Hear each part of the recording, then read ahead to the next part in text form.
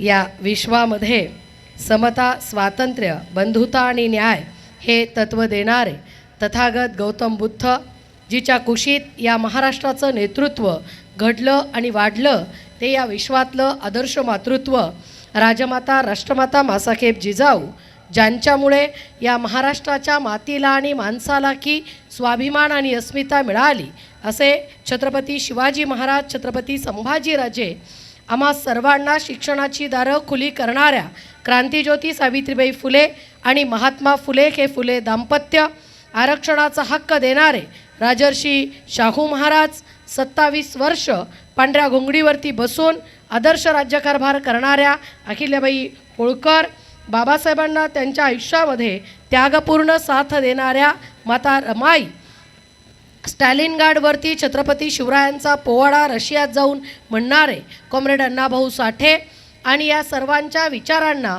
आपल्या भारतीय संविधानामध्ये अंतर्भूत करून आपल्या सर्वांनाच मूलभूत हक्क आणि अधिकार देणारे बुद्धिसम्राट डॉक्टर बाबासाहेब आंबेडकर आणि ज्या महामानवांनी आणि महान स्त्रियांनी या देशामध्ये समता, स्वातंत्र्य, बंधुता, न्याय ही तत्त्व रुजावीत आणि त्याची अंमलबजावणी व्हावी यासाठी त्याग दिला, योगदान दिलं त्या सर्व महामानवांना आणि महान स्त्रियांना मी प्रथम अभिवादन करते।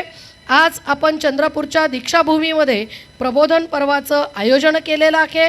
या निमित्ताने विचारमंचावरती उपस्थित असणारे सन्माननीय सिने अभिनेते किरणजी माने सर, या कार्यक्रमाचे सन्माननीय अध्यक्ष, या बाबासाहेब आंबेडकर मेमोरियल सोसायटी दीक्षाभूमीचे अध्यक्ष अरुणजी घोटेकर सर, त्याचबरोबर विचारमंचावर उपस्थित सन्माननीय मनीषाताई नैताम, कुणालजी घोटेकर, राकेशजी गावतुरे सर, प्राध्यापक दहेगावकर सर, डॉक्टर विवेक वांबोळे सर, त्याचबरोबर इंजिनियर वाघरे सर, जिजाऊ ब्रिगेडच्या जिल्हाध्यक्ष अर्चना चौधरी मॅडम आणि माझ्या समोर बसलेल्या भावांनो, भगिनींनो आणि सर्व संयोजक समितीतील माझे भावंड, आज आपण डॉक्टर बाबासाहेब आंबेडकरांची 135वी जयंती साजरी करीत आहोत। त्याचबरोबर महात्मा फुल्यांची 199वी जयंती आपण साजरी करीत आहोत। या वर्षापासून पुढच्या महात्मा फुल्यांच्या जयंतीपर्यंत आपण महात्मा फुल्यांचं द्विशताब्दी जन्मोत्सव साजरा करीत आहोत। 25 डिसेंबर 1927ला डॉक्टर बाबासाहेब आंबेडकरांनी महाडच्या सत्याग्रह करत असताना मनुस्मृतीचं दहन केलं, त्यालासुद्धा 199 वर्ष पूर्ण झालेली आहेत आणि पुढचं त्याचंसुद्धा 100वे म्हणजे शतक पूर्ण होणार आहे। तर सर्वप्रथम मला तुम्हाला सर्वांना असं सांगणं आहे की महात्मा फुल्यांचं द्विशताब्दी जन्मवर्ष आणि मनुस्मृती दहन, महाडच्या सत्याग्रहाचं शतक हे पूर्ण वर्षभर आपण वेगवेगळ्या प्रबोधनाच्या माध्यमातून समाजाला जागा करत, समाजापर्यंत फुले शाहू आंबेडकरांचा विचार पेरत आणि पुढच्या बाबासाहेबांच्या जयंतीपर्यंत अगदी हे सगळं आपण चालू ठेवूया। कारण हे सगळं एकीकडे होत असताना भारतीय संविधानाचं अमृत महोत्सवी वर्ष आपण साजरा केलेलं आहे आणि या सगळ्या पार्श्वभूमीवर जर आपण बघितलं आपल्या आजूबाजूला काय परिस्थिती आहे याचा जर विचार केला आणि बाबासाहेबांना त्या दृष्टिकोनातून भारताच्या नवयुगाचा निर्माता या दोन्ही गोष्टीचा एक तुलनात्मक अभ्यास जर आपण केला तर आपल्याला सर्वांना माहिती आहे की जगामध्ये युद्धजन्य परिस्थिती आहे आणि या युद्धजन्य परिस्थितीमध्ये भारताची भूमिका काय आहे हेही आपल्या सर्वांना माहीत आहे। म्हणजे भारतासारखं सार्वभौम राष्ट्र कुठं अमेरिकेला जाऊन आता विचारणार आहे का की आम्ही तेल कुणाकडून घ्यायचं ते, हा एक प्रश्न आहे। दुसरीकडे आपल्या महाराष्ट्रामध्ये काय चालू आहे तर महिला आयोगाच्या अध्यक्षा कुठं त्या अशोक खरातच्या जाऊन पाया पडायला लागलेल्या आहेत। म्हणजे एकीकडे बाबासाहेबांसारख्या, महात्मा फुल्यांसारख्या महामानवांच्या द्विशताब्दी जन्मोत्सव 135वी जयंती आपण साजरी करीत आहोत आणि दुसरीकडे आमच्या देशातली काही माणसं ही सैराट सुटलेली आहेत आणि या सुटण्यामध्ये राजकारणाचा वरदहस्त आणि धर्माचं वर्चस्व जे भारताला पुन्हा एकदा शोषणाच्या व्यवस्थेकडे घेऊन जातं की काय अशी परिस्थिती निर्माण व्हावी, अशी परिस्थिती आपल्या देशामध्ये चालू आहे। महिला आयोगाचं अध्यक्षपद हे सन्मानाचं, मानाचं आणि सामान्य स्त्रीला न्यायाची एक उम्मीद, एक अपेक्षा निर्माण करणारं पद आहे. आणि या पदावरती बसून संविधानानं दिलेल्या इतक्या चांगल्या सुवर्ण संधीचा फायदा घ्यायचा सोडून अत्यंत बुरसटलेल्या विचारातून कुणाकुणाचे कोण पाय धुतं, कोण काय करतं म्हणजे त्या गोष्टींचा उल्लेखसुद्धा करू नये, इतक्या त्या गचाळ गोष्टी आहेत आणि इतक्या त्या वाईट गोष्टी आहेत असं मी म्हणेल. तर ही ज्यावेळेस परिस्थिती आपण तुलनात्मकदृष्ट्या बघतो त्यावेळेस पुन्हा एकदा आपल्याला आठवावं वाटतं, ज्यावेळेस महाडच्या सत्याग्रहाची सुरुवात होणार होती आणि डॉक्टर बाबासाहेब आंबेडकर महाडच्या सत्याग्रहासाठी निधी जमवत होते, त्यावेळेस अशा वेगवेगळ्या ठिकाणी जाऊन बैठका घेणं, साधू बुवांचा प्रबोधन करणं असा कार्यक्रम चालू होता. आणि मुंबईला एका साधूंची बैठक झाली आणि त्या बैठकीमध्ये त्या साधूंमध्ये काय चर्चा झाली की आपण लोकांना कसं पटवून द्यायचं, बाबासाहेब कोण आहेत, मग बाबासाहेब अवतार आहेत. आणि मग बाबासाहेब अवतार आहे तर मग कुणाचा अवतार आहे? आता बुद्धाला विष्णूचा अवतार ठरवून यांनी मोकळं केलं. तारा भवळकरांनी मराठी साहित्य संमेलनामध्ये प्रश्न विचारला होता की बुद्ध जर विष्णूचा अवतार आहे तर हिंदूंच्या देवघरात बुद्ध का नाहीत? हा प्रश्न महत्त्वाचा आहे. पण तसाच त्या साधूंच्या बैठकीमध्ये चर्चा चालू होती की डॉक्टर बाबासाहेब आंबेडकर कुणाचा अवतार असतील? बाबासाहेब रागीट आहेत, बाबासाहेब आक्रमकपणे बोलणारे आहेत, बाबासाहेब अशा पद्धतीनं सगळं बोलतात, मग ते नक्कीच रुद्राचा अवतार असले पाहिजे, म्हणजे महादेवाचा अवतार असले पाहिजे. आणि मग रुद्राचा अवतार जर असतील तर हा महादेव एका अस्पृश्य जातीमध्ये कसा जन्म घेईल? मग पूर्ण रुद्राचा नाही, अर्धा रुद्राचा अवतार असले पाहिजेत म्हणे. आणि अशी ती चर्चा सगळी बाबासाहेबांना कळवण्यात आली. बाबासाहेब आधी हसले आणि नंतर गंभीर झाले. बाबासाहेब म्हणाले की अशा गोष्टींना आपण कदापि खतपाणी देता कामा नये, अशा गोष्टींच्या माध्यमातून कुठल्याही प्रकारचा सत्याग्रहासाठी निधी गोळा करता कामा नये आणि अशा कुठल्याही गोष्टीला आपण कुठेही प्रोत्साहन देण्याचं काम करायचं नाही. कारण या देशातली ब्राह्मणी व्यवस्था आपल्या लोकांना यासारख्या गोष्टीमध्ये अडकवून ठेवते आणि मग या अवतारा बिवतारच्या कल्पनेमध्ये एकदा माणसं गेली की मग ती माणसाला विसरून जातात. मग आजच्या 21व्या शतकात इतकं सगळं आधुनिकीकरण झालेलं असताना सुद्धा आपल्या प्रधानमंत्र्यांना मी बायोलॉजिकल नाही याचा कुठंतरी बोध व्हायला लागतो. अशा खुळचट कल्पना बाबासाहेबांनी स्वतःच्या आयुष्यामध्ये आणि स्वतःच्या सगळ्या कार्यामध्ये कुठेही येऊ दिलेल्या नाहीत. किंबहुना या सगळ्या गोष्टीचा पराकोटीचा निषेध बाबासाहेबांनी आपल्याला केलेला दिसून येतो. त्याच्यामुळे या घटनेचा आपण जाकीरपणे निषेध केला पाहिजे. म्हणजे रुपाली चाकरकरच्या माध्यमातून ज्या पद्धतीनं अनेक राजकारण्यांची तिथं जी फोन कॉल्स वगैरे वगैरे सगळं आलं, याच्यातून आपल्याला एक गोष्ट समजून घेतली पाहिजे की या देशातल्या या सगळ्या धर्मांध गोष्टींना, या सगळ्या अंधश्रद्धेला पोसलं जातं आहे. या गोष्टींना कुणाचा जर वरदहस्त असेल तर तो या देशातल्या राजकारण्यांचा वरदहस्त आहे. आणि राजकीय व्यवस्था आणि धार्मिक व्यवस्था मिळून बहुजन समाजाला परत एकदा गुलामीकडे ढकलण्याचा सातत्यानं प्रयत्न करीत आहेत. अनेक बायका ज्या तिथं गेल्या त्यांना कदाचित असं वाटलं असेल, कारण प्रयत्न करण्यापेक्षा, अभ्यास करण्यापेक्षा सोपे मार्ग बहुजन समाजाला आणि एकंदरीतच माणसांना सातत्याने आवडत असतात. इकडं अभ्यास करा, प्रयत्न करा, एवढ्या सगळ्या कोण फंदात पडताय?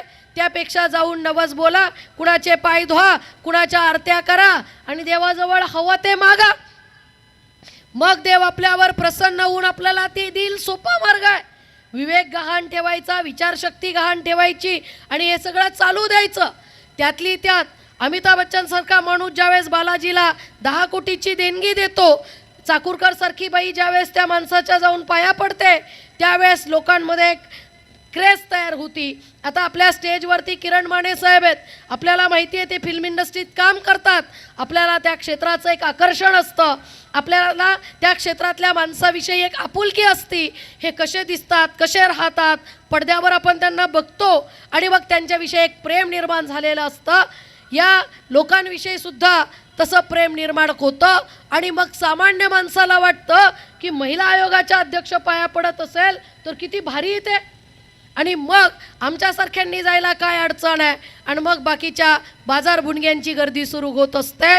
तर आपण एक गोष्ट समजून घेतली पाहिजे, प्रत्येकाला वैयक्तिक आयुष्य असतं हे मान्य आहे, पण ज्या वेळेस तुम्ही संविधानिक पदावर काम करत असता त्यावेळेस मात्र तुम्ही त्या खुर्चीला, त्याच्या नियमांना आणि या देशाच्या अस्मितेला आणि या देशातल्या विधानवादाला संविधानानुसार बांधील असता.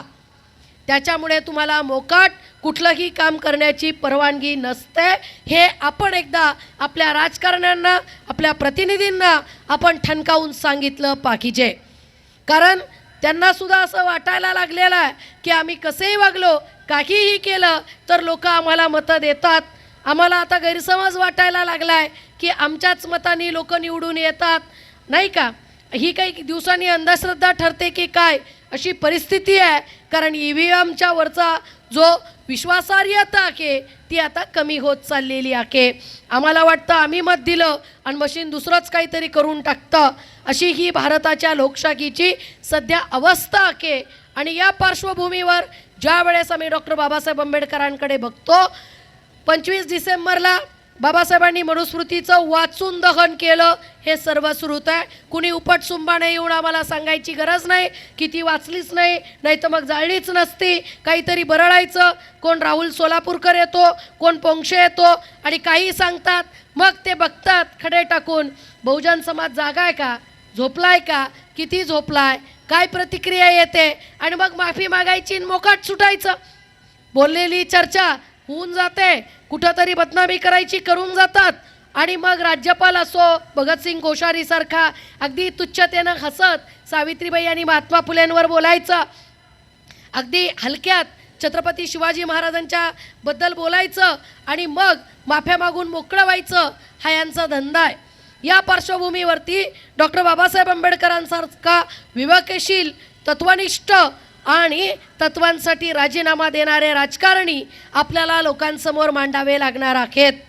कारण ज्या वेळेस मनुस्मृती बाबासाहेबांनी जाळली त्यावेळेस स्त्रियांसमोर भाषण करताना बाबासाहेब म्हणाले होते की स्त्रियांनो, ज्या पद्धतीनं तुम्ही घरातले प्रश्न पुरुषाच्या खांद्याला खांदा लावून सोडवता, त्याच पद्धतीनं समाजाचे प्रश्नसुद्धा तुम्ही उंबरठ्याच्या बाहेर पडून पुरुषाच्या खांद्याला खांदा लावून सोडवले पाहिजेत. आज आमच्या स्त्रिया हे बाबासाहेबांचं वाक्य प्रमाण मानून काम करण्याची गरज आहे. कारण आज आम्ही फुले शाहू आंबेडकरांचे सगळे फायदे घेतलेले आहेत, सगळे घेतलेले आहेत. आता गरज आहे ती आजचे फुले शाहू आंबेडकर होण्याची, गरज आहे ती आजचा नेता शोधण्याची. नेता काही एकाच माणसात नसतो. आपण काही व्यक्तिवादाचे समर्थक नाहीत, कारण बाबासाहेबांनी या गोष्टीवर प्रचंड टीका केलेली आहे. व्यक्ती स्वातंत्र्याला महत्त्व आहे, पण आपण फक्त एका व्यक्तीला देव मानायचं आणि पूजायचं या विचारांचे नाहीत. बाबासाहेबांना असेल, बुद्धाला असेल, महात्मा फुल्यांना असेल, काय अपेक्षित होतं तर या सगळ्यांना अपेक्षित होतं बुद्धिजीवी वर्गामधून एक लीडरशिप यावी आणि ती लीडरशिप फक्त एका माणसाची नाही तर एका समूहाची निर्माण व्हावी. फक्त एक माणूस विचार करू शकत नसतो, एक समूह त्या पद्धतीनं विचार करण्याचा तयार व्हावा लागत असतो.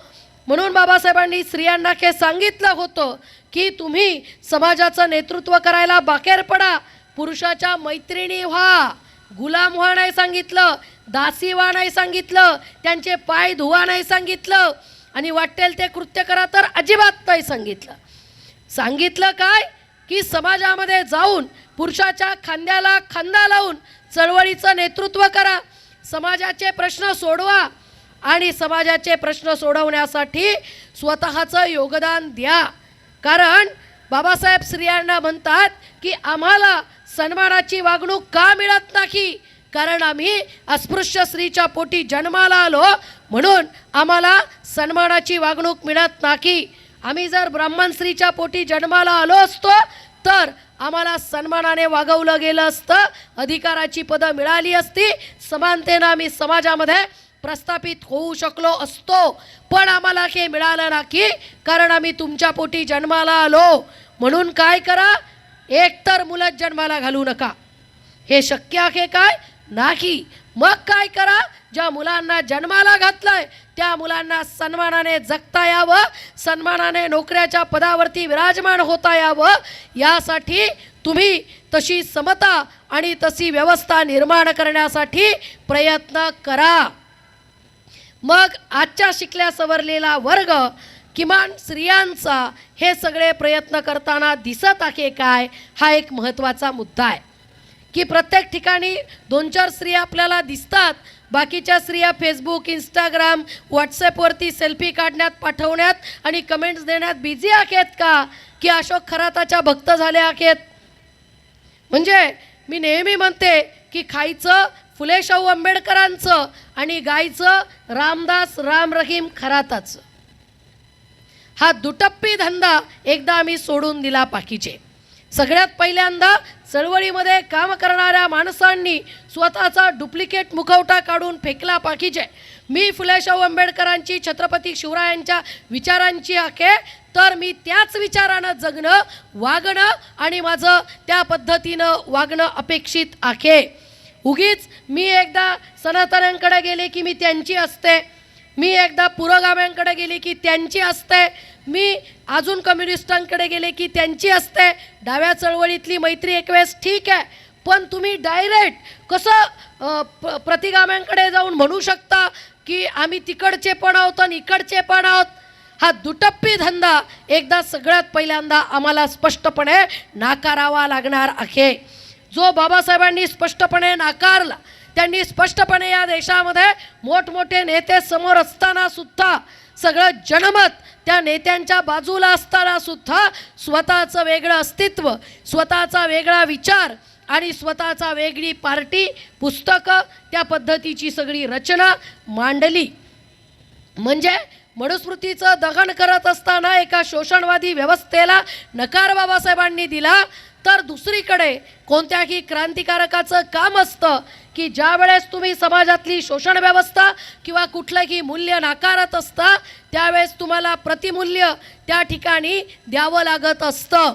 आज आपण या धार्मिक परंपरेला नाकारत फुले शाहू आंबेडकरांच्या जयंत्या हेच आपले सण केलेले आहेत. ज्या वेळेस डॉक्टर बाबासाहेब आंबेडकर म्हणाले होते की छत्रपती शाहू महाराजांची जयंती दिवाळीसारखी साजरी करा, पुरणपोळ्या करा आणि दिवाळीसारखी शाहू महाराजांची जयंती साजरी करा, म्हणजेच काय की आम्हाला एक मांडणी करून प्रतिइतिहास, प्रतिमांडण्या बाबासाहेबांनी दिलेल्या आहेत. वास्तविक त्या प्रतिमांडण्या नव्हत्या, तर त्या या मूळच्या देशातल्या संस्कृतीच्याच मांडण्या होत्या. बुद्ध काही नंतरच्या काळातले नाही आहेत, बुद्ध हे 2500 वर्षापूर्वीचे होते. पण ज्या गोष्टी कुठंतरी दृश्यमय राखिल्या नव्हत्या, त्या गोष्टीवरची धूळ बाजूला करून बाबासाहेबांनी तुम्हाला मला या देशामध्ये आपला असा इतिहास दिला, आपले असे नायक दिले. आपले नायक कोणते दिले? बाबासाहेबांनी बुद्धाला आपला नायक दिला. की बुद्ध आपल्याला सांगितले की धार्मिक बाबतीत हा बुद्ध तुमचा नायक आहे, तुमचा प्रतिनिधी आहे, हा क्रांतिकारक बुद्ध आहे. कारण या बुद्धानं वर्णजाती व्यवस्था मातीमध्ये मिळवून समतेची क्रांती केलेली आहे. म्हणून बुद्ध आणि धम्मामध्ये बाबासाहेब असं म्हणतात की बुद्ध हा समतेचा अग्रदूत आहे, समतेचा मूल्यांकन आहे, इतका महान आहे. आणि त्याच्यामुळे त्या बुद्धाला बाबासाहेबांनी स्वीकारलं, तुम्हाला मला नेता दिला. महात्मा फुल्यांनी आपल्या रायगडावरती जाऊन शिवाजी महाराजांची समाधी जी काट्याकुट्यामध्ये होती ती शोधून काढून आपल्याला सापडून दिली आणि आपल्याला सगळ्यांना सांगितलं हा तुमचा नायक आहे. आणि तो नायक हा कोणता नायक आहे? तर कुळवाडी भूषण छत्रपती शिवाजी महाराज. छत्रपती शिवाजी महाराजांवर पोवाडा लिहून आम्हाला महात्मा फुल्यांनी या नायकाला कोणत्या पद्धतीनं घ्यावं, कारण ब्राह्मणी व्यवस्थेच्या खिंदू चेहऱ्यात अडकलेले शिवाजी महाराज या नाकारून आपल्याला कुळवाडी भूषण, शेतकऱ्यांचा राजा, रयतेचा राजा आपल्याला महात्मा फुल्यांनी दिला. बळीराजावरचा पोवाडा, बळीराजावर लिखाण करून महात्मा फुल्यांनी बळीराजा आपल्याला सांगितला, म्हणजे या गुरु शिष्यानं तुम्हाला मला चळवळीसाठी जे नेते आवश्यक आहेत, ज्या प्रेरणा आवश्यक आहेत, त्या आमच्या इतिहासातून वर काढून आमच्या पुढे मांडल्या आणि आम्हाला आमचे नेते दिले. या माणगावच्या परिषदेमध्ये शाहू महाराजांनी आपल्या डोक्यातला फेटा काढून बाबासाहेबांच्या डोक्यात घातला आणि आपल्याला सांगितलं की बहुजन समाजानं आता बाबासाहेबांचं नेतृत्व स्वीकारलं पाहिजे. हा शिकला सवरलेला तरुण, बाबासाहेबांचं वय काय असावं त्यावेळेस? बाबासाहेबांचं अवघं 29 वर्षाचं वय. 21-22 मार्च 1920ला झालेली माणगावची परिषद आहे आणि या परिषदेमध्ये शाहू महाराज रयतेला सांगतायत की हा नेता तुमचा नेता आहे, या नेत्याच्या मार्गदर्शनावरती आपल्या चळवळी चालवा, आपलं नेतृत्व स्वीकारा आहे. अशा पद्धतीनं शाहू महाराजांनी बाबासाहेबांकडे नेतृत्व दिलं. हे कोणत्या जातीचं आहे, कोणत्या धर्माचं आहे यांनी कधीही बघितलं नाही. हे आपले काम आहेत. आपण आंधळा जसा हत्तीला पाहतो ना, तसे महामानव पाहतो की बाबासाहेबांची जयंती कुणी करायची, शाहू महाराजांची जयंती कुणी करायची, महात्मा फुल्यांची, शिवाजी महाराजांची जयंती कुणी करायची. आपण महामानवांना जातवार वाटलंय आणि बाबासाहेबांनी, महात्मा फुल्यांनी, छत्रपती शिवाजी महाराजांनी या देशामध्ये जातीयंताची आंदोलनं चालवली आहेत. मग आपल्याला या महामानवांच्या पायावर चालायचं का आपल्याला आपल्या बुरसटलेल्या विचारात राखून या सनातन्यांना बळ द्यायचं आहे, ब्राह्मणवाद्यांना बळ द्यायचं आहे, हेही आपल्याला ठरवावं लागणार आहे. कारण बाबासाहेबांनी जे गुरु मानले, गुरु कसे मानावे, त्या चाकणकारबाई म्हणल्या ना गुरुपौर्णिमेचे फोटो आहेत ते. अरे गुरु कसा मानत असतात? ज्या बुद्धाला कधीच पाहिलं ना की त्या बुद्धाला बाबासाहेबांनी गुरु मानलं. ज्या कबीराला आणि महात्मा फुल्यांना की, कारण महात्मा फुले 1990ला गेले आणि बाबासाहेबांचा 1891चा जन्म आहे, 1890ला महात्मा फुले गेले. आणि मग तुम्ही विचार करा, एकही दिवस न पाहिलेल्या माणसाला त्याच्या विचारांवर, त्यांच्या समतेच्या विचारांवर, त्यांच्या क्रांतिकारक विचारावर बाबासाहेबांनी स्वीकारलं. आणि आपण कुणाला कसं स्वीकारतोय? गटारातून गॅस काढण्याचे सुद्धा प्रयोग आपल्या देशात होतात. म्हणजे हसावं की रडावं अशी अवस्था आहे.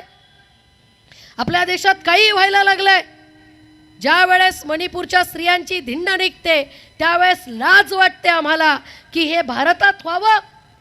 स्त्रियांच्या बाबतीतली अशी वागणूक भारतामध्ये व्हावी, संविधानाच्या अमृत महोत्सवाच्या वर्षानिमित्त व्हावी. या संविधानानं आम्हा स्त्रियांना तुमच्या बरोबरीनं हक्कानी अधिकार दिला. तुम्ही आम्हाला आवरणं ठरवलं होतं, पण भारतीय संविधानातून आम्ही तुमच्या बरोबरीनं या देशामध्ये कायदेशीर माणूस झालो. आणि आम्ही कायदेशीर माणूस होत असताना या देशात मणिपूरची घटना घडते, हाथरसची पोरगी दिल्लीच्या रस्त्यावर न्याय मागत फिरते आणि आम्ही शंडासारखे शांत बसतो. आम्हाला काकीच करावंसं वाटत नाही. आणि आम्ही आजकाल आमच्या प्रतिक्रिया सगळ्या कुठे सोशल मीडियावर असल्या पाहिजेत, कारण ते प्रचार आणि प्रसाराचं माध्यम आहे. पण फील्डवर लोकांमध्ये आम्ही पोचत आहोत काय? ज्या लोकांपर्यंत आमचा विचार जाणं गरजेचं आहे त्या लोकांपर्यंत आम्ही पोचत आहोत काय? मनुस्मृती नाकारताना बाबासाहेबांनी समता, स्वातंत्र्य, बंधुता, न्याय या मूलतत्वावर आधारित भारताचं संविधान आम्हाला दिलं आणि त्या संविधानानं तुम्हाला मला या देशामध्ये कायदेशीर माणूस केलं आणि आमच्यावर एक दायित्व दिलं. बापाची कमाई वाढवण्याचं दायित्व हे अनुयायांवर असतं, पुढच्या पिढ्यांवर असतं. आम्ही बाबासाहेबांना, महात्मा फुल्यांना, शिवरायांना बाप म्हणत असताना आज आमच्यावर हे दायित्व आहे आमच्या बापाच्या प्रॉपर्ट्या वाढवणं. म्हणजे बाबासाहेबांजवळ 8,000 पुस्तकं होती का, मग मी 10,000 करतो. बाबासाहेब असं सूट घालत होते का, मग मी रेमंडचा घालतो. अशी प्रॉपर्टी नाही वाढवायची आम्हाला. आम्हाला प्रॉपर्टी कोणती वाढवायची आहे? बाबासाहेबांनी अखिल भारतासाठी काम केलं. बाबासाहेबांना आपण संकुचित करू शकत नाही, कारण बाबासाहेब स्वतः म्हणतात की मी प्रथमतःही भारतीय आहे आणि मी अंतिमतःही भारतीय आहे. बाकी कुठलीही ओळख, जातीची, राज्याची, गावाची, वंशाची, सगळी ओळख नाकारलेली आहे बाबासाहेबांनी. आणि फक्त कोणती ओळख अपेक्षित आहे? मी सुरुवातीला की भारतीय आहे आणि मी अंतिमतः ही भारतीय आहे, ही जर ओळख त्यांनी स्वीकारली असेल तर आम्हाला त्या ओळखीच्या बरहुकूम आज आमचं अस्तित्व आणि आमचा सगळी वाटचाल त्या अंगानं करणं ही काळाची गरज आहे. आणि म्हणून मला असं वाटतं की येणाऱ्या काळामध्ये आपल्याला सामूहिक लोकशाही पद्धतीनं बाबासाहेबांना बुद्धाची सगळ्यात जास्त कोणती गोष्ट आवडली होती?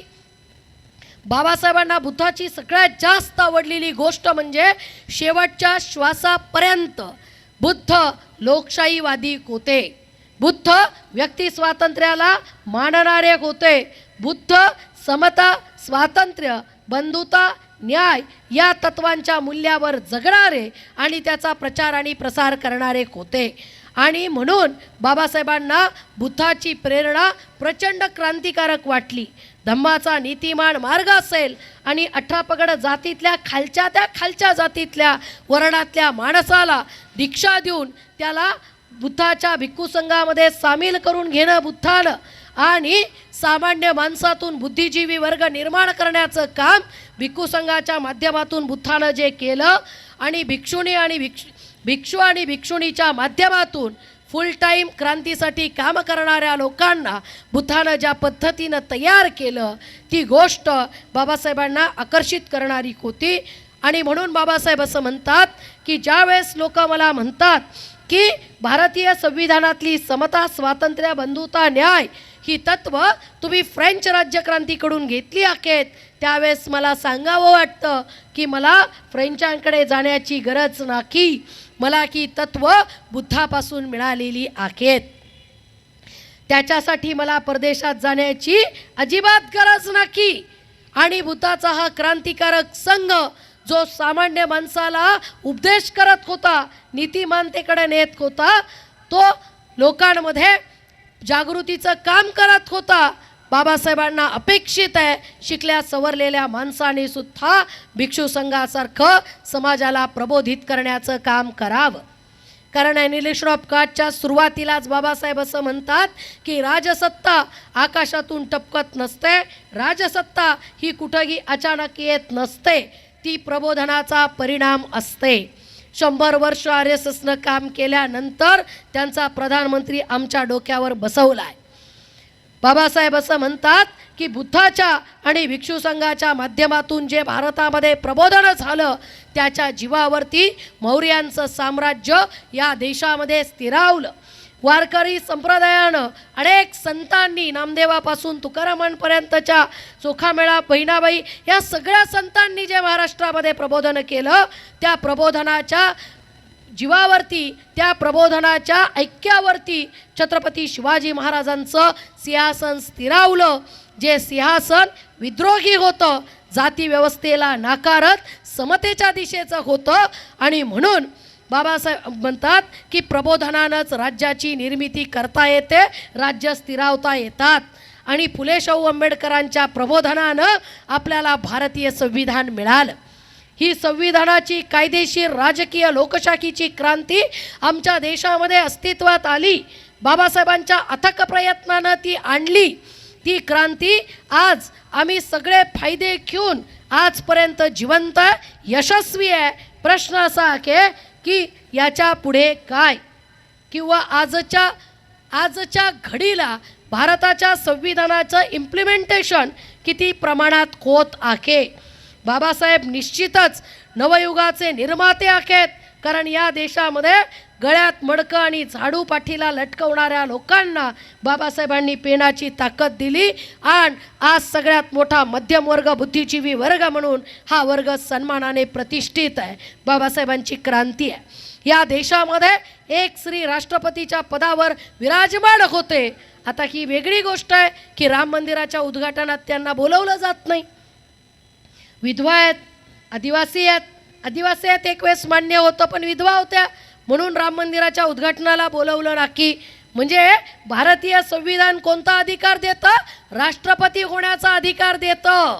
आणि यांचा ब्राह्मणी धर्म काय अधिकार देतो? विधवा आहे म्हणून राम मंदिरात नाकारण्याचा हक्क देतात. किती विरोधाभास आहे. आणि हा विरोधाभास आमच्या बायकांना कळू नये, आमच्या पुरुषांना कळू नये. की आम्हाला यांनी काय दिलं आणि यांनी काय दिलंय. ते तडस नावाचे खासदार, त्यांना राम मंदिराच्या गाभाऱ्यामध्ये प्रवेश दिला नाही रामनवमीला, ते तर भाजपचेच होते. पण आपण समजून घेतलं पाहिजे, तुम्ही राष्ट्रपतीच्या पदावर असाल, नाही तर आमदार खासदार असाल, तुम्ही राजकीय दृष्ट्या काहीही असाल, तुम्ही नोकरीच्या दृष्टीनं काहीही असाल, पण तुम्ही वर्ण आणि जातीनुसार कोण आहात त्यानुसारच या देशात तुम्हाला वागणूक दिली जाते आणि ती मात्र वागणूक ते पुसायला तयार नाहीत. म्हणून आपण एक समजून घेतलं पाहिजे की प्रबोधनाशिवाय राजकीय सत्ता येत नसतात. कुणी एकाने तुमच्या माझ्यातला आमदार खासदार गुण काही फार बदल होत नसतो. आपल्या विचारांचा बुद्धिजीवी वर्ग आपल्याला तयार करावा लागत असतो आणि तो बुद्धिजीवी वर्ग त्या प्रबोधनाच्या माध्यमातून राजसत्तेला सुद्धा दिशादर्शन करत असतो. आज सगळ्यात जास्त बाबासाहेबांची ही भूमिका समजून घेण्याची गरज आहे की आम्हाला प्रबोधनाशिवाय पर्याय नाही. आणि प्रबोधन कोणत्या भाषेत करायचं? 4 शिव्या देऊन, 4 खालच्या दर्जाच्या गोष्टी बोलून अजिबात नाही. प्रबोधन करत असताना आपण मापदंड याच महामानवांचा घेतला पाहिजे. बाबासाहेबांनी एवढी पुस्तकं लिहिली, महात्मा फुल्यांनी लिहिली, स्पष्टपणे विरोध केला, विरोधाला कुठं घाबरले नाहीत, पण भाषेचा मापदंड किती उच्च दर्जाचा आहे. बाबासाहेबांचं महात्मा फुल्यांतर परदेशात सुद्धा गेलेले नाही आहेत. भारतामध्ये शिकून भारतातल्या सगळ्या ब्राह्मणी व्यवस्थेच्या गोष्टींवरती आसूड ओढण्याचं काम, या देशाचा प्रतिइतिहास लिहिण्याचं काम महात्मा फुल्यांनी केलं. आणि बाबासाहेब तर विश्वविख्यात विद्यापीठांमध्ये शिकून अत्यंत संशोधनात्मक प्रत्येक ग्रंथाची मांडणी, प्रत्येक ग्रंथाकडे बघण्याची नजर. आज आपण उपटसूमसारखे बोलायला लागलो आहोत, उपटसूमसारखे कार्यक्रम करायला लागलेलो आहोत. आणि दुसरी महत्त्वाची गोष्ट, आपण फक्त महामानवांचं ग्लोरिफिकेशन करायला लागलेलो आहोत. फक्त उदात्तीकरण करायचं, हा माझा बाप, तो माझा बाप, सगळे माझे बाप. विचारांचं काहीच घेणं देणं नाही. नुसते महान होते बाबासाहेब, महात्मा फुले महान होते. त्याला 4 ओळी विचारा, कोणतंही पुस्तक वाचलेलं असेल सांग. नाही, तिकडं जायचं नाही, तिकडं जायचं नाही. फक्त ग्लोरिफिकेशन करायचं, फुलं व्हायची, पाया पडायचं, बुद्धवंदना अगदी प्रामाणिकपणे म्हणायची, बुद्धा तुला शरण, धम्माला शरण, संघाला शरण. बाबा बाद झाला आता. कोण तुझी वर्णांतकाची क्रांती वाचेल? तू भिक्खू संघाला संगिनीमध्ये सांगितलेले उपदेश कोण वाचत बसेल? तू समतेचा अग्निस्त्रोत कसा ठरलास? बाबासाहेबांना वाटलं कुठं वाचत बसावं. आणि पुन्हा एक सॉफिस्टिकेटेड उत्तर, माझं क्षेत्र ते नाही आहे, माझं क्षेत्र नाही आहे ते, मी अमुकचा विद्यार्थी. तुम्ही कुठलेही विद्यार्थी असा, त्याच्यात काहीच प्रॉब्लेम नाही, पण तुम्ही भारताचे नागरिक आहात आणि तुम्ही मान्य करा किंवा नका करू, तुम्हाला मला जे शिक्षण मिळालं, जे आरक्षण मिळालं, ज्या नोकऱ्या मिळाल्यात त्या यांच्यामुळे मिळालेल्या आहेत. तुम्ही मान्य करा नका करू, ते सत्य आहे. आणि त्याच्यामुळे तुम्ही या देशाच्या जाती व्यवस्थेचा भाग आहात आणि तुम्हाला त्या सगळ्यामध्ये काम करायचं आहे, तर तुम्हाला या महामानवांचा अभ्यास केल्याशिवाय पर्याय नाही. तुमच्या माझ्या मुक्तीचे मार्ग व्हॉट्सअपमधून जात नाहीत, इंस्टाग्राममधून जात नाहीत, फेसबुकमधून जात नाहीत. तुमच्या माझ्या मुक्तीचे मार्ग आजही या महामानवांच्या पुस्तकातून जातात, त्याच्याशिवाय आम्हाला पर्याय नाही. त्याच्यामुळे थोड्या वेळ का होईना हे डिव्हाइसेस बाजूला ठेवा आणि परत एकदा आपल्याला फुले शाहू आंबेडकरांच्या पुस्तकाकडे वळायचं आहे, ते आपण वळूयात. आणि ती प्रबोधनाचे कार्यक्रम, ते आपले प्रशिक्षण शिबिराचे कार्यक्रम, वाचनाच्या मोहिमा. कारण हा सिलेबस काय RSS शिकवणार आहे का? फुले शाहू आंबेडकरांचा सिलेबस RSS शिकवणार आहे का? ते गोळवणकरांचाच इतिहास शिकवणार आहेत, ते त्यांचेच इतिहास शिकवणार आहेत. आमचा इतिहास कोणी शिकवायचा? आणि म्हणून आपण हे समजून घेतलं पाहिजे की आपल्या महामानवांचा इतिहास आम्हालाच लोकांपर्यंत जाऊन सांगावा लागणार आहे. आम्हालाच आजच्या राजकीय पार्श्वभूमीवरती बघत असताना सांगावं लागेल की डॉक्टर बाबासाहेब आंबेडकर ज्यावेळेस कायदा मंत्री झाले त्यावेळेस त्यांनी हिंदू कोड बिल लिहिलं. हिंदू कोड बिल लिहिल्यानंतर संसदेमध्ये ते मांडावं यासाठी प्रचंड प्रयत्न केले. ओबीसीला ज्यांना आर्टिकल 340 मध्ये आयोग नेमावा, ओबीसीच्या जाती निर्धारित कराव्यात आणि त्याच्यासाठीचं रिझर्वेशन केंद्रानं करावं. यासाठीचा पाठपुरावा बाबासाहेब सातत्यानं कायदा मंत्री असताना करतायत, पण ते दोन्ही गोष्टी होत नाहीत आणि मग बाबासाहेब पत्रकार परिषद घेऊन राजीनामा डिक्लेअर करतायत. त्या पत्रकार परिषदेतलं बाबासाहेबांचं वाक्य आहे, पत्रकारांसमोर आपली भूमिका मांडताना बाबासाहेब असं म्हणतात की आज मला प्रचंड दुःख झालेलं आहे. म्हणजे बाबासाहेबांना दुःख कशाचं आहे? बाबासाहेब असं म्हणतात की माझी मुलं मेली, वाक्य बघा, माझी मुलं मेली, त्यावेळेस मला जेवढं दुःख झालं ना की तेवढं दुःख आज मला या देशातल्या स्त्रियांचे हक्क अधिकार ही संसद ऐकून घ्यायला तयार नाही आहे, हिंदू कोड बिल मान्य करत नाही आहे, ओबीसीचा आयोग निर्धारित करत नाही आहे, म्हणून मला झालेलं आहे. कशासाठी राजीनामा आहे? मला परत मंत्रीपद मिळावं म्हणून सुरत गुवाहाटी कुठेही जायला तयार आहे, कोणताही रेडा कापायला तयार आहे, कोणत्याही देवीसमोर झुकायला तयार आहे, कुठेही शिंग पुरायला तयार आहे, पण मला मंत्री व्हायचं आहे. ही सध्याची राजकीय अवस्था पाहिल्यानंतर आम्हाला कुठंतरी डॉक्टर बाबासाहेब आंबेडकरांसारखा राजकारणी आठवला पाहिजे. आपल्या देशात चांगल्या राजकारणी झाले नाही असं नाही आहे, फक्त आपण जरा पुस्तकं विसरलो आहेत एवढंच आहे. डॉक्टर बाबासाहेब आंबेडकरांनी कायदा मंत्रिपदाला लाथ मारली ओबीसी आणि स्त्रियांच्या हक्क अधिकारांसाठी, फक्त बौद्धांसाठी नाही. It is not private limited company, ही सगळ्या भारतीयांची कंपनी आहे. फुले शाहू आंबेडकर, शिवाजी महाराज, बुद्ध, चारवाक सगळ्यांची आहे आणि त्याच्यामुळं फायदेही सगळ्यांना मिळालेले आहेत कमी अधिक प्रमाणात, त्यातही काही वाद नाही आहे. त्याच्यामुळे डॉक्टर पंजाबराव देशमुख असतील, डॉक्टर बाबासाहेब आंबेडकर असतील, की सांगोल्याचे मध्ये निधन झालेले गणपतराव देशमुखांसारखे आमदार असतील, यासारखे राजकारणी म्हणजे आपण कधीतरी अभ्यासले पाहिजेत की तत्वांसाठी न्यायासाठी लढणारे ही लोक आपल्याला आजच्या समाजामध्ये निर्माण करता येतील का, याच्याकडे आपण जास्तीत जास्त लक्ष दिलं पाहिजे असं मला वाटतं. दुसरं आणि महत्त्वाचं म्हणजे जयंती हा विषय अत्यंत गांभीर्याचा आहे. जयंती हा विषय या का साजऱ्या कराव्यात जयंत्या? पहिलं आणि महत्त्वाचं कारण, त्यांनी त्यांच्या काळामध्ये कोणतं काम केलं, कोणत्या प्रकारच्या समस्यांना तोंड दिलं, त्याचा अभ्यास आजच्या पिढीनं करावा, त्यांचा इतिहास अभ्यासावा. एक. नंबर 2, त्यांच्या काळात कोणत्या सामाजिक समस्या होत्या ते सोडवण्यासाठी त्यांनी कोणत्या प्रकारच्या तत्त्वज्ञानाची साथ दिली, कोणत्या प्रकारचं तत्त्वज्ञान स्वीकारलं ते आपल्याला माहीत पाहिजे, जेणेकरून आजच्या सामाजिक समस्या सोडवण्यासाठी आम्ही त्या तत्त्वज्ञानाचं बोट धरू आणि त्या पद्धतीनं सामाजिक समस्या सोडवण्याचा प्रयत्न करू. आणि तिसरं आणि महत्त्वाचं म्हणजे महात्मा फुलेंची 200वी जयंती आम्ही साजरी करणार आहे, बाबासाहेबांची 135वी करतो आहे. बुद्धाला 2,500 वर्ष झाले तरी आम्ही ओळखतो, बुद्धाच्या वंशामुळे नाही, बुद्धाच्या वर्णामुळे नाही किंवा या दोघांच्या की फक्त त्यांची मुलं कुणीतरी आज आहेत म्हणून ना, की त्यांच्या कार्यामुळे, त्यांच्या विचारांमुळे, त्यांच्या तात्विक भूमिकांमुळे. मग आम्ही असं काहीतरी करणार आहोत की नाही की 10व्या 13व्या झाल्यावर कुणी आमचा निदान फोटो पाहावा, असं काही काम करायचं आहे की नाही? अशोक वानखेडे फार सुंदर सांगतात न्यूज लॉन्चरला की निर्लज्जता का अमृतकाल चल रहा और शर्म है की आती नहीं. अशा काळात तुम्हाला मला महामानवांचा पताका हातात धरायचा आहे. निश्चितच AC रूममध्ये बसून तत्त्वज्ञान प्रसवणे इतकं सोपं नाही आहे. ते समाजात जावं लागेल, समाजाला जागा करावं लागेल, कारण बुद्धाचं तत्त्व आहे लोकानुकंपा, लोकांपर्यंतच जावं लागतं, लोकांनाच प्रबोधित करावं लागतं, त्यांच्या मनाचं रूपांतर मतामध्येच करावं लागतं. त्याच वेळेस क्रांतीला फळं आणि फुलं येत असतात. आणि म्हणून आजचे महामानव तयार करण्याची जबाबदारी, आजचे लीडर तयार करण्याची जबाबदारी ही तुमच्या माझ्यावर आहे. ती जबाबदारी आपण पेलूयात.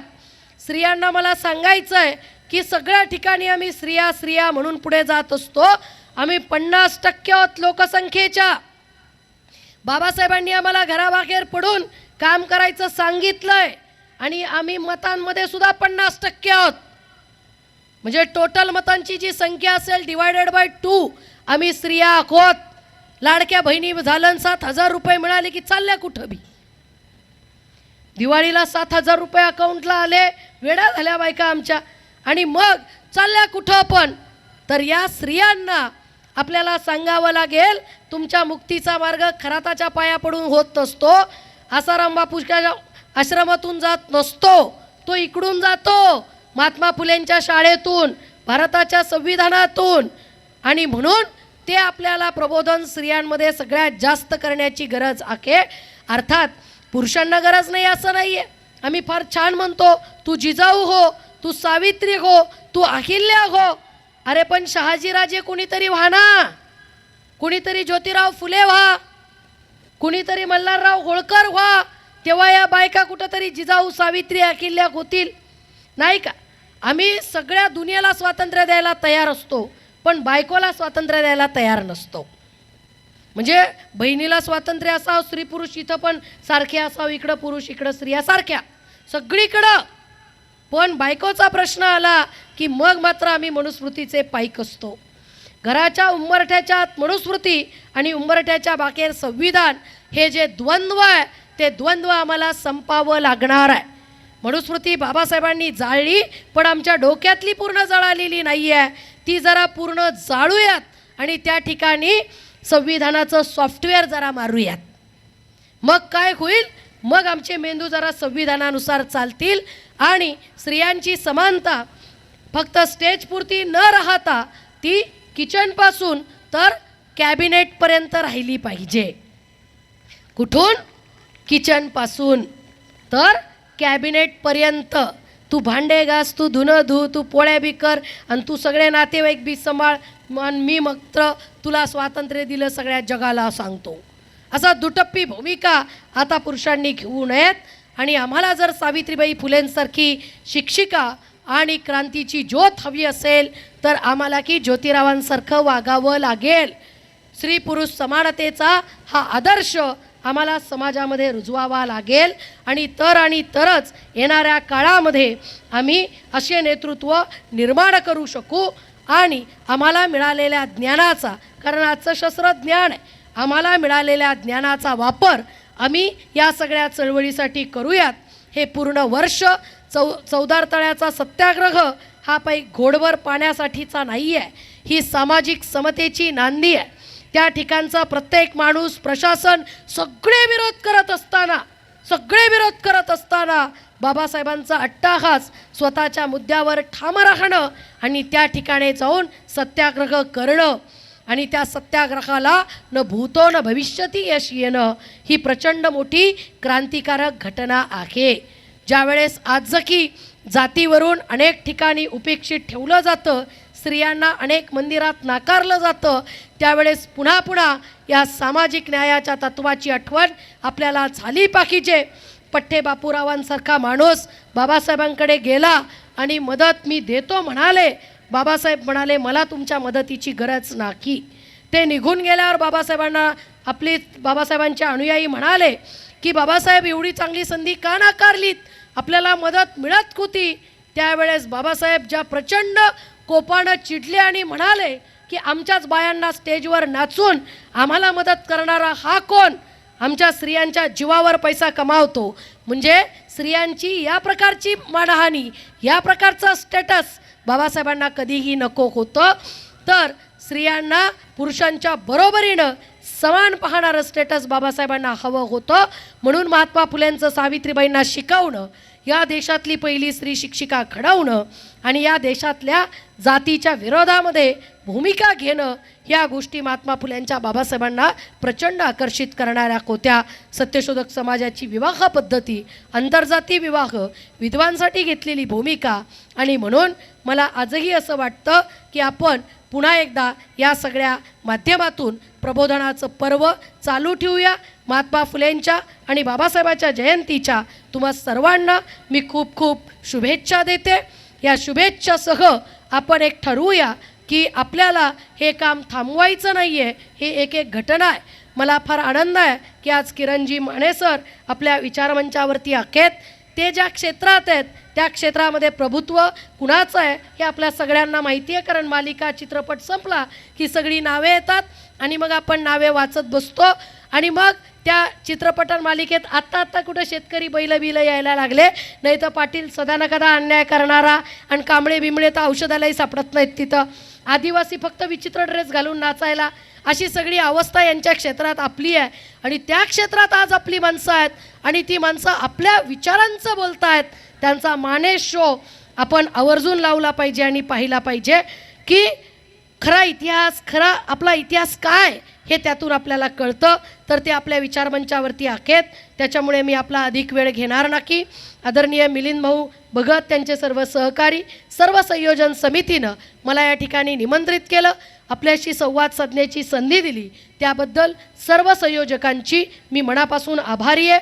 आपण सुद्धा शांतपणे या ठिकाणी बसून मला ऐकून घेतलं, समजून घेतलं, त्याबद्दल तुम्हा सर्वांची सुद्धा मी अतिशय आभारी आहे, ऋणी आहे. जाता जाता एक कविता सांगते आणि थांबते. एक पुरुष स्त्रीचं वर्णन करताना म्हणतो, मी जन्माला आलो तेव्हा मला स्वतःचं अमृततुल्य दूध देणारी आणि स्वतःच्या कुशीची ऊब देणारी एक स्त्री होती, ती माझी आई होती. मी चालता चालता पडायला लागलो, हसता हसता रडायला लागलो. मला पडताना सावरणारी आणि रडताना की हसवणारी एक स्त्री होती, ती माझी बहीण होती. मी मोठा होऊ लागलो, शिक्षणाची गरज निर्माण झाली. आईनं युलचं बोट धरून मला शाळेत नेलं. माझ्या चिमुकल्या हातांना धरून मला मुळाक्षरं शिकवणारी आणि जगण्यासाठी समृद्ध करणारी एक स्त्री होती, ती माझी शिक्षिका होती. आयुष्य जगत असताना मी प्रौढ झालो, तसा लग्नाच्या बोकल्यावर चढलो. माझ्या आयुष्यात एक स्त्री आली, जिनं माझ्या सुखातकी आणि दुःखातकी मला समर्थपणे साथ दिली. मी हरलो, पराजित झालो, तिच्या खांद्यावरती डोकं ठेवून निवांत रडलो. त्या अपयशासकीत जिनं मला स्वीकारलं, सांभाळलं, शेवटपर्यंत निभावलं, ती एक स्त्री होती, ती माझी बायको होती. आयुष्य जगत असताना मी अधिक प्रौढ झालो, तसा कठोर झालो. माझ्या या कठोर हृदयाला बर्फासारखं वितळवणारी आणि मला लहान मुलासारखं खळखळून हसवणारी एक स्त्री होती, ती माझी मुलगी होती. आयुष्य जगून झालं, मी म्हातारा झालो. शरीर थकून गेलं, अवयव गलितगात्र झाले. माझ्या या थकलेल्या देहातून एक दिवस प्राण निघून गेला.